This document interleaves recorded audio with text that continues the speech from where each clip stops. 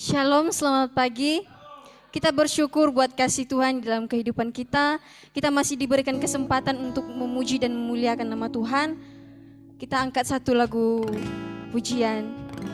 Kau yang selalu mengasihiku.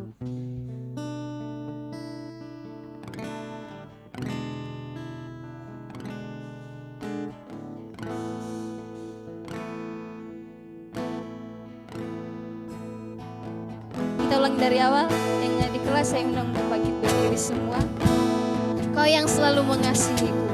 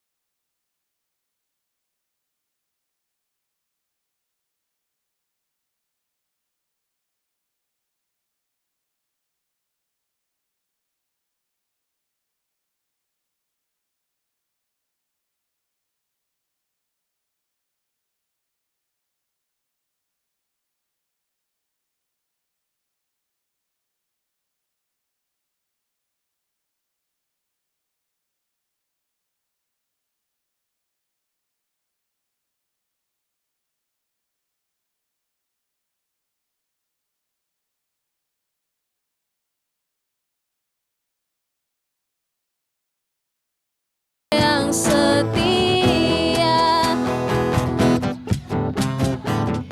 pun ku ditinggalkan, penghiburan yang ku rindukan, selalu kau, selamanya ku sembah, selamanya ku sembah. Bapa yang setia, takkan kau biarkan ku terpisahkan. Yesus, kaulah sumber pertolonganku, yang dapat ku Yesus, kaulah sumber. Yesus, kaulah sumber pertolonganku, yang dapat ku percaya. Dengan kasih Kristus, Kak Yosi bawa kita dalam doa pembukaan.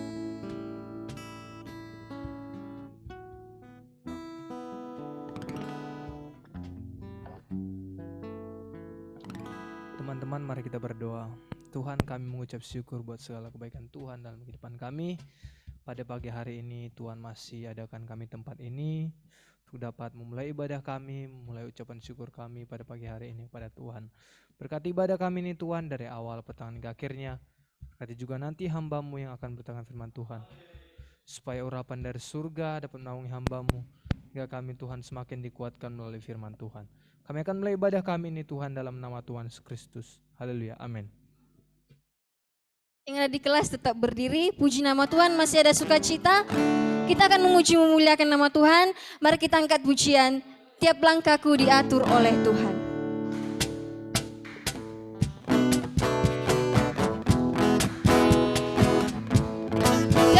langkahku diatur, tiap langkahku diatur oleh Tuhan, dan tangan kasih-Nya memimpinku di tengah badai dunia menakutkan, di tengah badai dunia menakutkan. Hatiku tetap tenang teduh, tiap langkahku ku tahu Tuhan yang pimpin ke tempat tinggiku dihantarnya, hingga sekali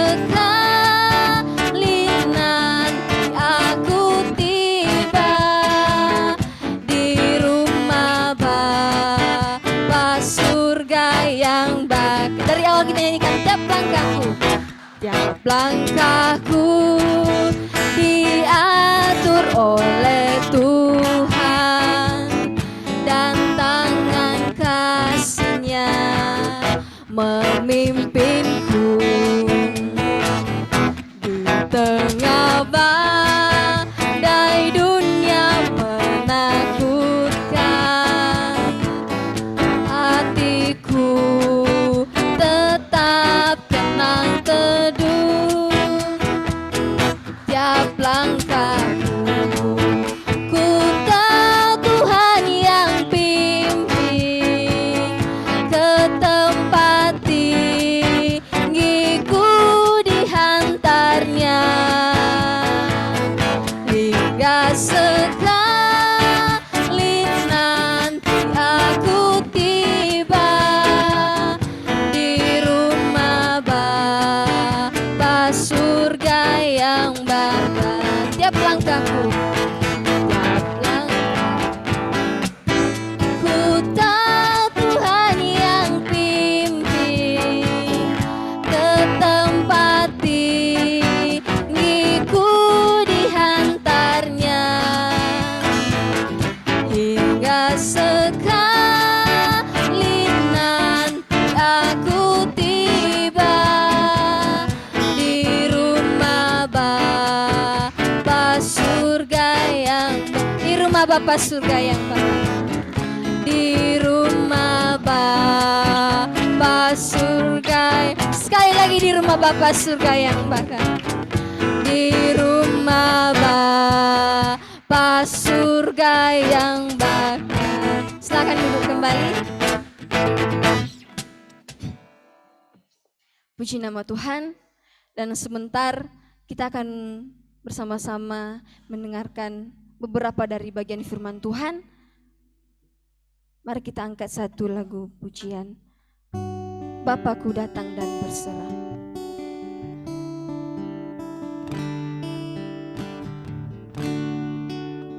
Bapakku datang dan berserah.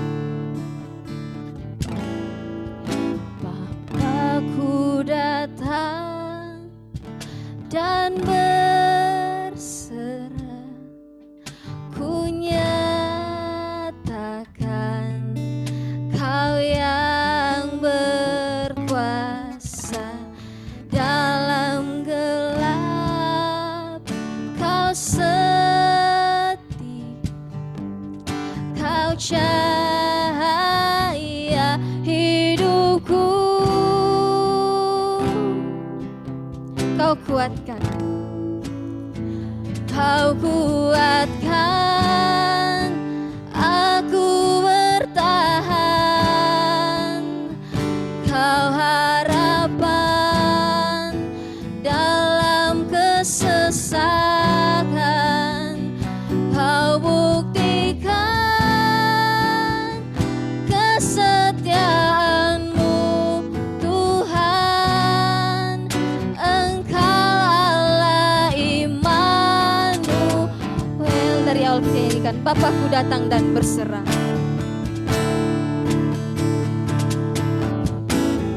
Bapakku datang dan berserah, ku nyatakan Kau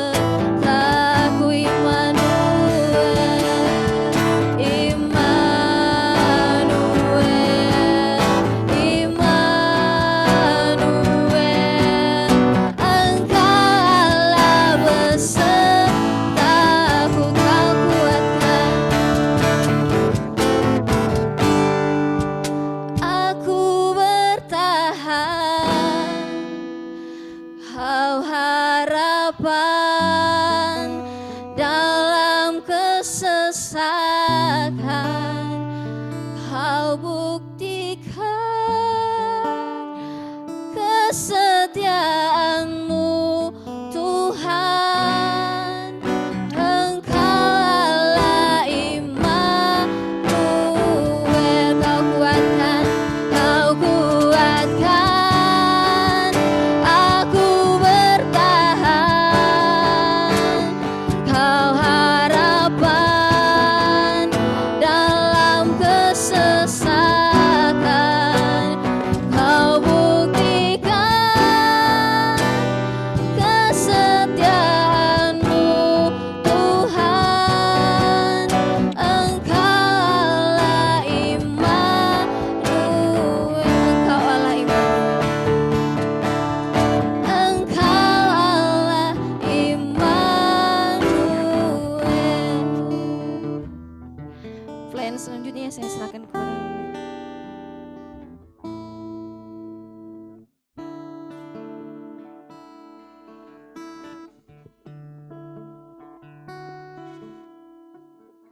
Sebelum kita merenungkan firman Tuhan, mari kita bersatu dalam doa. Bapa di dalam surga, pada pagi hari ini Tuhan, kami sangat bersyukur bisa memuji Tuhan, menyembah Tuhan, bahkan bersuka cita Tuhan di hadapan Tuhan. Dan pada saat ini kami diberi kesempatan untuk merenungkan firman Tuhan, dan biarlah Tuhan yang menguatkan setiap hati kami, menuntun setiap langkah kami. Hikmat daripada Tuhan memenuhi hamba-Mu dan juga teman-teman hamba-Mu yang mendengarkan. Biarlah firman-Mu menjadi kekuatan pegangan hidup kami di masa yang akan datang. Terpuji nama Tuhan, kami menyerahkan ibadah kami di dalam nama Tuhan Yesus. Puji Tuhan, amin. Dari tempat yang berbahagia ini, saya menyapa teman-teman sekalian, baik yang ada di tempat ini, di ruang kelas, dan juga teman-teman yang menyaksikan melalui via Zoom. Shalom. Shalom. Puji nama Tuhan. Perkenalkan, nama saya Yosua Margahumenru. Saya berasal dari Nias. Mungkin ada orang-orang Nias di sini, saya sapa Yahobu. Terima kasih. Dan pada kesempatan ini teman-teman, kita merenungkan firman Tuhan yang terambil dalam Hakim-Hakim. Hakim-Hakim pasal 16 ayat yang keempat sampai 22. Saya yakin teman-teman semua sudah membaca jadwal perenungan kita yang sudah diberikan oleh Ketua Kerohanian. Dan pada pagi hari ini kita membahas beberapa bagian saja. Teman-teman, dalam hidup ini kita harus akui bahwa kita hidup di dalam sebuah area atau sebuah lingkungan di mana kita tidak bisa hidup sendiri. Kita butuh namanya sosial, kita butuh namanya interaksi, dan kita juga membutuhkan namanya cinta di dalam hidup ini.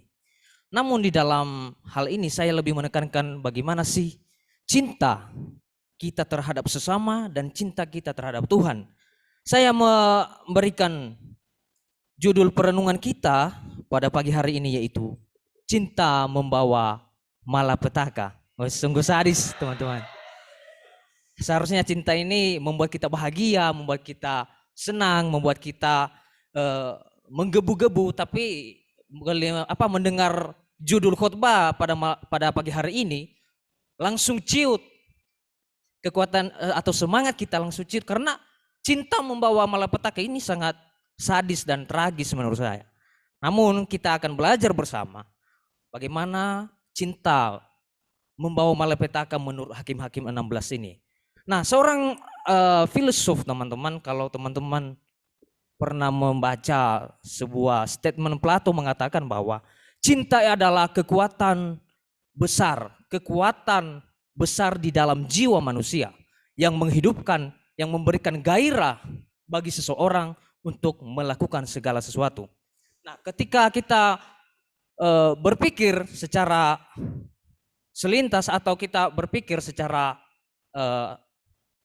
berpikir sejenak, ketika kita melihat kata-kata Plato ini, iya benar bahwa cinta itu adalah kekuatan kita. cinta itu memberikan gairah di dalam jiwa kita. Namun ketika kita melihat sosok kisah Simson, kita bisa melihat teman-teman bahwa apakah seperti cinta seperti yang dikatakan Plato ini itu yang dialami Simson, atau seperti apa? Atau cinta seperti apa yang dialami Simson? Oke, kita langsung melihat. Mungkin salah satu bisa membantu saya untuk membacakan di ayatnya yang ke-4. Siapa ya? Jusa. Oh, Mas Joko. Minta tolong, Mas.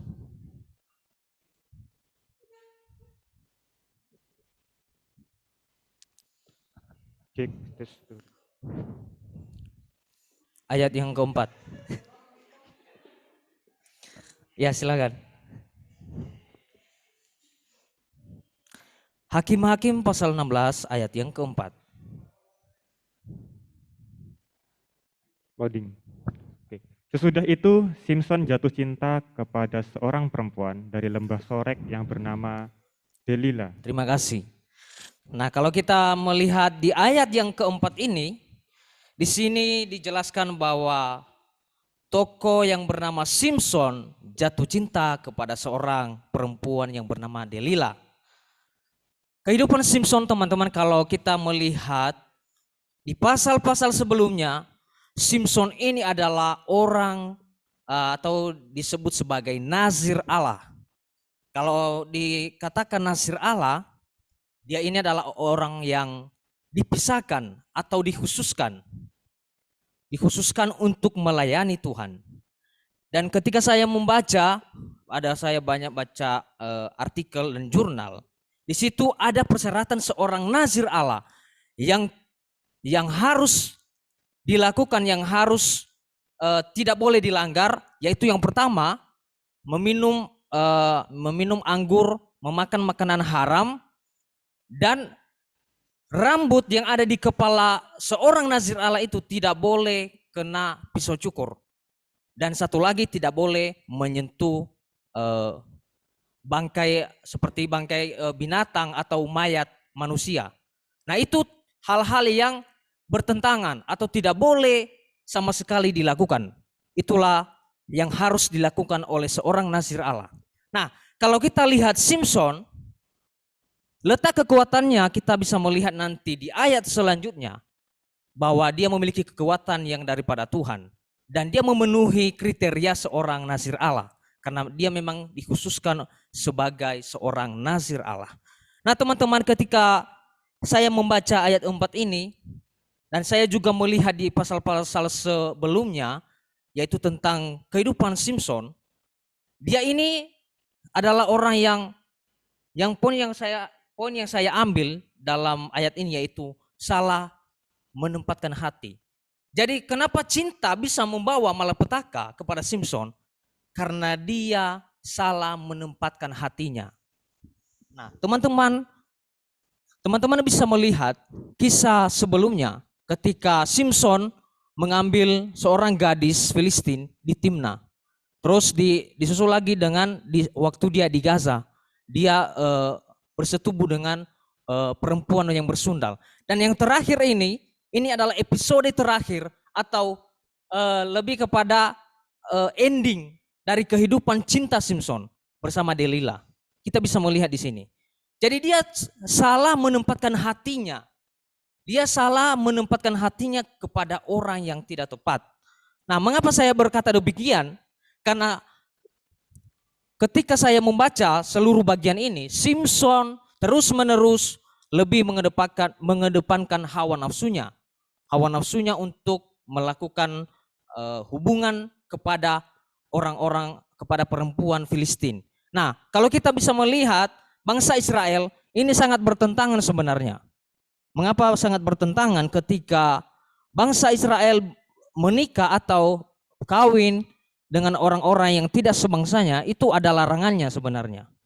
Namun saya tidak menjelaskan itu karena kalau teman-teman lihat di pasal 14, di situ dijelaskan memang ketika dia meminta seorang gadis Filistin untuk menjadi istrinya, dan ayahnya dan ibunya melarang dia. Namun di situ dijelaskan di ayat selanjutnya, Tuhan memang mengizinkan itu terjadi supaya Simson mencari gara-gara terhadap orang Filistin. Jadi saya tidak membahas itu karena panjang lebar nanti pembahasannya. Tapi yang saya tekankan di sini bahwa poin yang pertama ini, dia salah menempatkan hati. Mungkin teman-teman udah pernah mengalami hal ini. Ketika kita salah menempatkan sesuatu, pasti kita akan mengalami kewalahan. Pasti kita mengalami kesulitan-kesulitan, masalah-masalah. Ketika kita salah menempatkan sesuatu itu, sesuatu benda, sesuatu apa itu, yang penting ketika kita salah menempatkan tidak sesuai dengan pada tempatnya, maka itu akan menjadi halangan, menjadi kendala di dalam kehidupan kita. Nah, kita akan melihat di ayat selanjutnya, di ayat yang kelima. Silakan Mas Jok.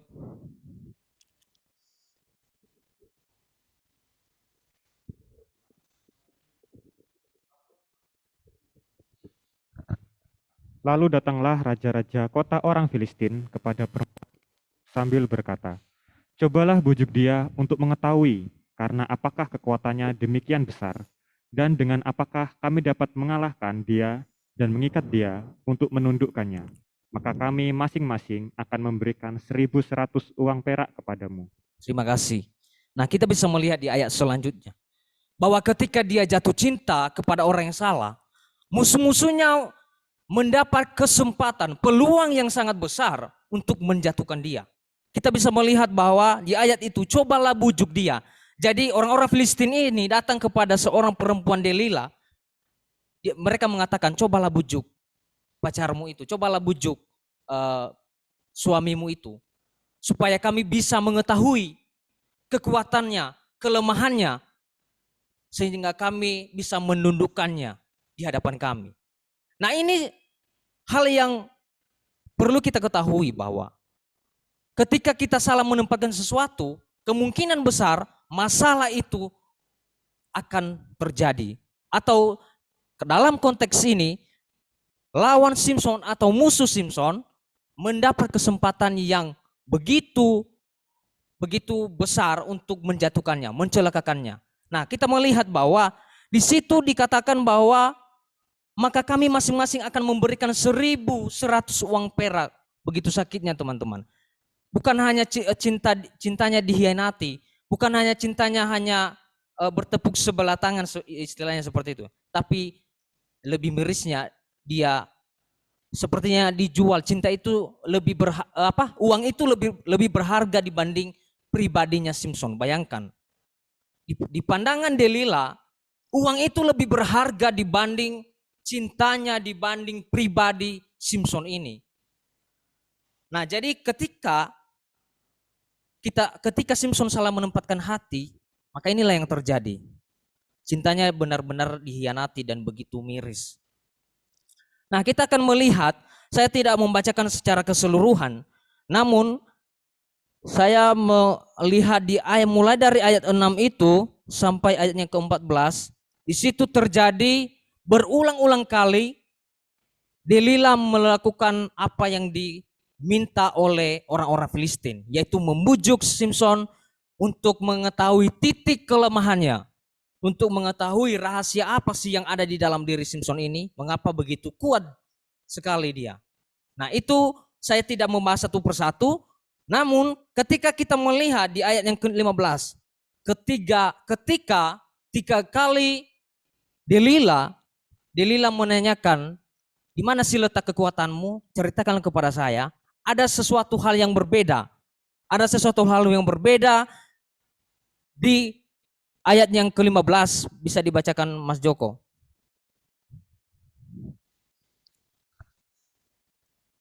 Ayat yang ke-15. Berkatalah perempuan itu kepadanya, "Bagaimana mungkin engkau berkata, aku cinta kepadamu, padahal hatimu tidak tertuju kepadaku? Sekarang telah 3 kali engkau mempermainkan aku dan tidak mau menceritakan kepadaku, karena apakah kekuatanmu demikian besar?"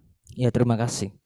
Nah, yang pertama, ketika teman-teman melihat dari ketiga kali dia menanyakan hal itu, dari mana kekuatanmu, dari mana, kenapa sih kamu memiliki kekuatan yang begitu besar? Nah, di sini ada respon yang berbeda. Delila mengatakan, bagaimana kamu mengatakan kamu cinta aku, tetapi hatimu tidak tertuju padaku, tetapi kamu tidak memberitahukan rahasia dari kekuatanmu itu. Nah, itu yang pertama, adanya pertanyaan yang bersifat retorik. Ini enggak perlu dijawab, tapi dijawab di dalam hati sebenarnya. Nah, di situ dikatakan bagaimana? Sama halnya kalau kita lagi jatuh cinta sama seseorang. Yang benar nggak kamu cinta sama aku? Benar nggak kamu? Jangan kamu cuman bohong-bohong aja, Kak. Atau jangan-jangan kamu hanya jadikan aku sebagai pelampiasan. Nah, itu hal yang sangat relevan bagi kita anak-anak muda, teman-teman. Kita sering menanyakan hal itu. Kalau kamu benar-benar cinta sama aku, tapi kenapa hatimu tidak sepenuhnya untuk aku? Kenapa kamu masih melirik sana, melirik sini? Namun ini konteksnya perempuan licik, teman-teman. Ini bukan perempuan baik. Ya. Nah, kita bisa melihat adanya pertanyaan yang bersifat retorik.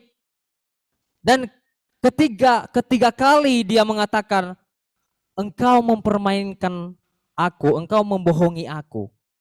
Nah, kita bisa melihat di sini bahwa Simpson masih masih memegang prinsip bahwa saya tetap sebagai nazir Allah, saya tidak boleh menceritakan rahasia dari mana kekuatan saya yang begitu besar itu. Karena itu adalah janji seorang nazir Allah kepada Tuhan sendiri. Dan itu tidak boleh diceritakan sama siapapun. Nah, namun ketika kita membaca di ayat selanjutnya, di ayat ke-16, silakan Mas Joko baca.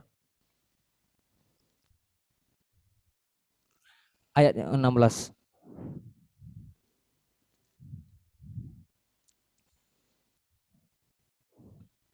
Ayat ke-16. Lalu setelah perempuan itu berhari-hari merengek-rengek kepadanya dan terus mendesak-desak dia, ia tidak dapat lagi menahan hati sehingga ia mau mati rasanya. Iya, terima kasih. Nah, adanya suatu perbedaan lagi. Di sini dikatakan perempuan itu berhari-hari merengek-rengek kayak anak kecil. Jadi teman-teman tahu anak kecil ketika tidak dituruti maunya, contohnya beli es krim, beli jajan, pasti dia merengek-rengek sama orang tuanya. Atau sama kakaknya atau sama siapapun yang dia dekat. Dia merengek-rengek sampai dia mau mendapatkan apa yang dia mau. Dan di situ dijelaskan lagi bahwa dan terus mendesak. Mendesak. Artinya benar-benar dia sampai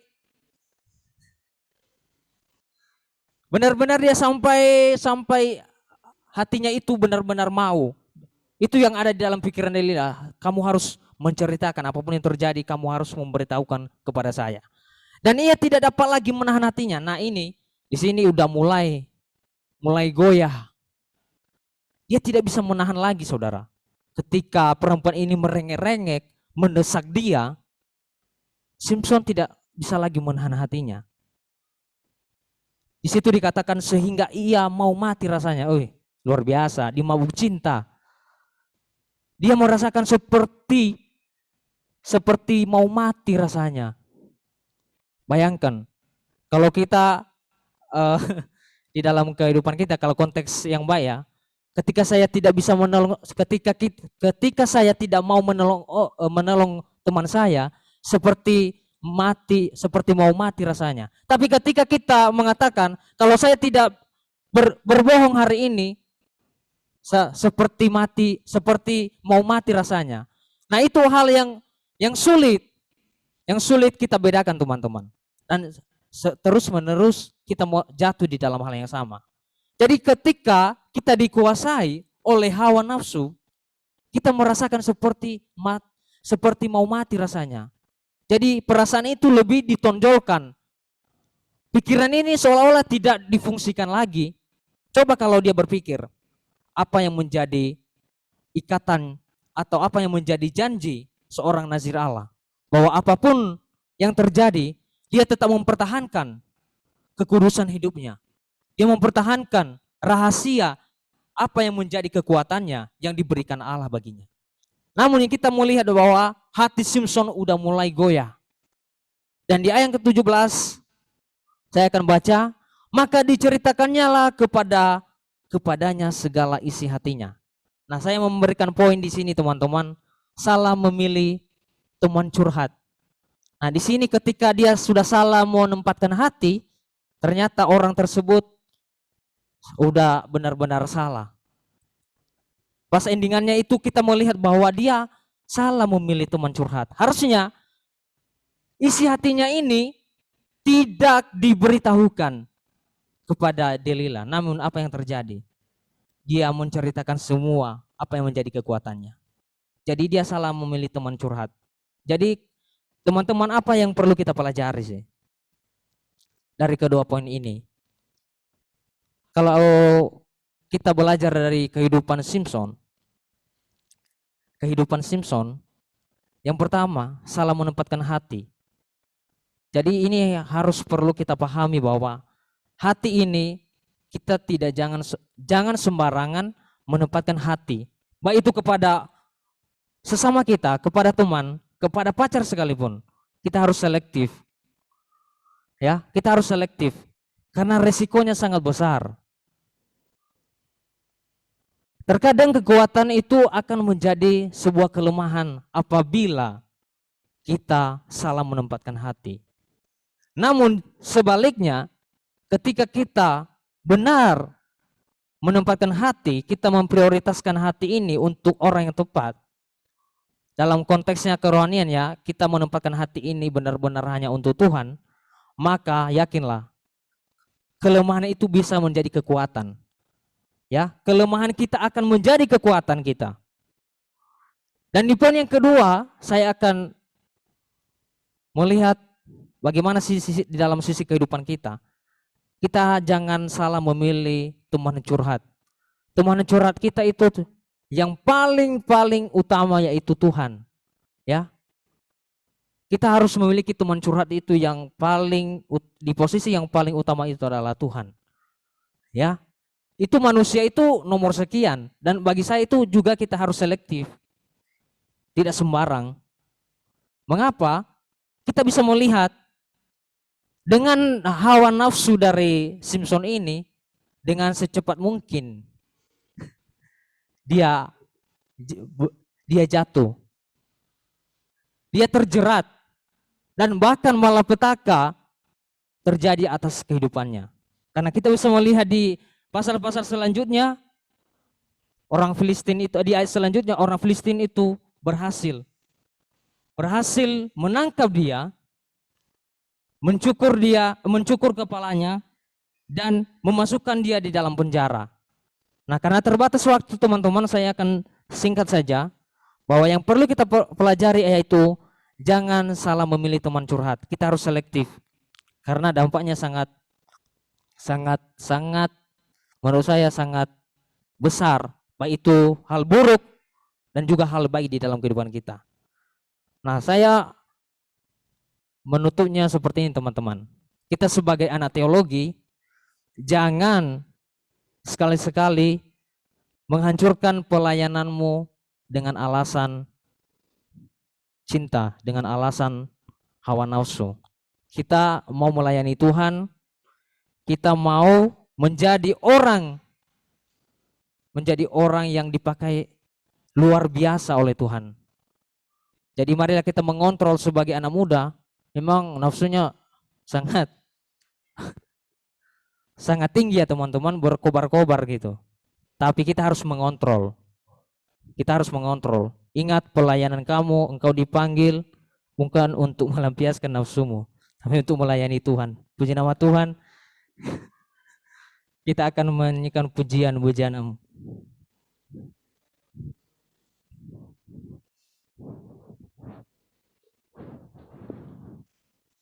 Kita menyanyikan pujian ini dan langsung nanti kita berdoa.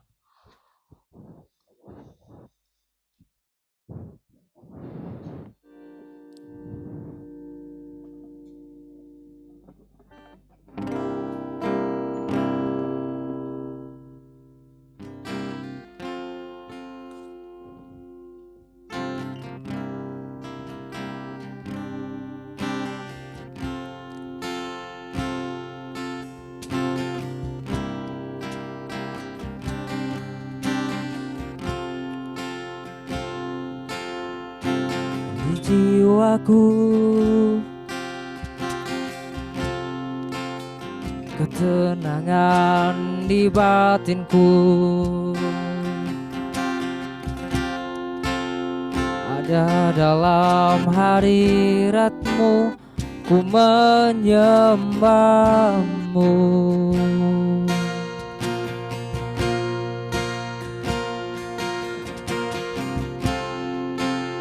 Tersungkurku di kaki-Mu, rasakan hadirat-Mu. Takkan ku melepaskan-Mu, Kau cahaya bagiku.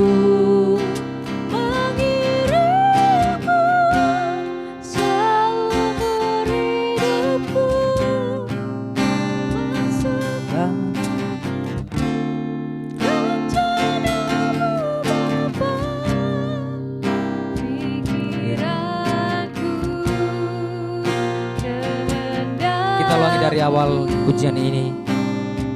Kita katakan kekuatan kita hanya di dalam Tuhan.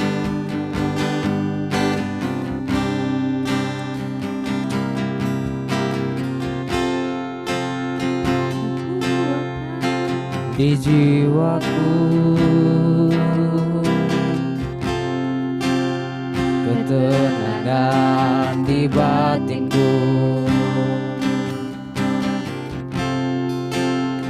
Ada dalam hadirat-Mu, ku menyembah-Mu.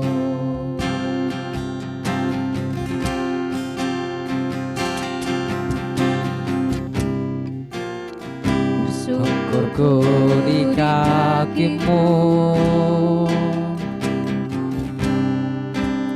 rasakan hadirat-Mu. Takkan ku melepaskan-Mu, Kau cahaya bagiku. Mengiring-Mu seumur hidupku, masuk dalam rencana-Mu Bapa. Pikiranku, kehendakku,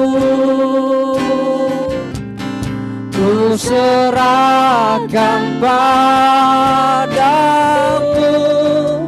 Harapanku hanya di dalam-Mu, ku kan teguh bersama-Mu Tuhan. Jadikanku bejana-Mu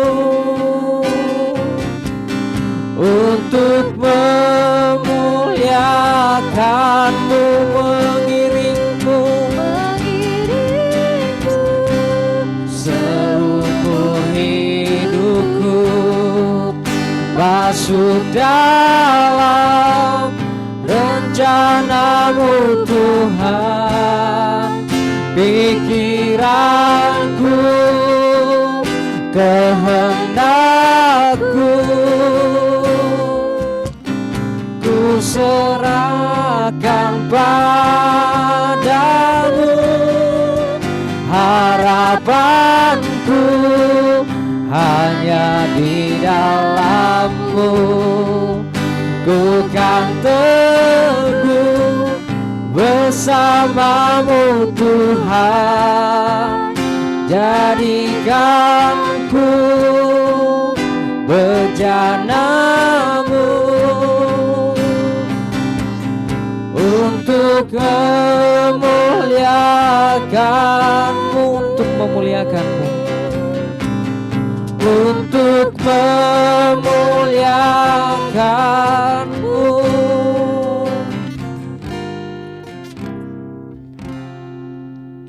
Mari kita berdoa. Bapa di dalam surga, pada pagi hari ini Tuhan, Kami sudah merenungkan sebagian dari pembacaan kami pada pagi hari ini. Firman Tuhan yang selalu mengingatkan kami, yang selalu menegur kehidupan kami, dan yang menguatkan kehidupan kami. Biarlah itu yang menjadi kesukaan kami Tuhan. Memang kami tahu daging ini lemah Tuhan. Seringkali kami mengedepankan hal-hal yang bertentangan dengan firman Tuhan. Seringkali kami selalu mengiyakan apa yang menjadi keinginan kami. Namun kami mau belajar Tuhan. Kami mau belajar terus menerus. Biarlah kehidupan kami semakin hari semakin diubahkan. Biarlah semakin hari kami dipakai oleh Tuhan. Biarlah kehidupan kami, seluruh kehidupan kami, Engkau memakai menjadi kemuliaan nama Tuhan. Terima kasih Tuhan, Engkau menolong kami. Engkau memberikan kekuatan di dalam hati kami. Biarlah Engkau yang selalu kami puji, kami agungkan di dalam kehidupan kami. Tuhan, kami berdoa untuk kampus ini Tuhan. Engkau yang memberkati para pemimpin kami yang telah Engkau tetapkan, Engkau percayakan untuk memimpin, untuk melayani Tuhan. Biarlah otoritas hikmat daripada Tuhan selalu ada menyertai para pemimpin kami. Sehingga kebijakan, sehingga peraturan semua apa yang kami jalankan di dalam kepemimpinan di STTI Tabernakel ini Tuhan, semuanya sesuai dengan rencana-Mu di dalam kehidupan kami. Kami juga berdoa Tuhan buat mahasiswa secara keseluruhan, baik semester 1, 3, 5, dan 7 Tuhan. Engkau menolong kami, memampukan kami di dalam menjalani panggilan kami. Biarlah kami mengetahui Tuhan, apa yang menjadi prioritas kami ketika Engkau memanggil kami. Biarlah kami semakin hari Tuhan, semakin mengerti apa itu esensi pelayanan di hadapan Tuhan. Terima kasih Tuhan. Kami juga menyerahkan keluarga kami Tuhan. Kami mendoakan mereka pada pagi hari ini. Keluarga kami Tuhan sangat-sangat mendukung pelayanan kami. Kami berdoa Tuhan, ketika mereka dalam menghadapi masalah, baik itu masalah sosial ekonomi Tuhan, dan juga masalah-masalah dalam pelayanan, Tuhan tolong. Tuhan yang menjadi sumber kekuatan dan solusi bagi kehidupan keluarga kami. Dan apabila mereka dalam keadaan kurang sehat, Tuhan Engkau sembuhkan oleh bilur-bilur darah Tuhan, sanggup menyembuhkan segala jenis penyakit dan segala apapun itu Tuhan. Kami yakin percaya dengan iman kami. Terima kasih Tuhan, dan kami menyerahkan seluruh aktivitas kami pada pagi hari ini hingga sampai pada malam hari nanti. Biarlah Tuhan yang selalu bersama-sama dengan kami menuntun kehidupan kami. Di dalam nama Tuhan Yesus kami telah berdoa dan mengucap syukur. Puji nama Tuhan. Amin.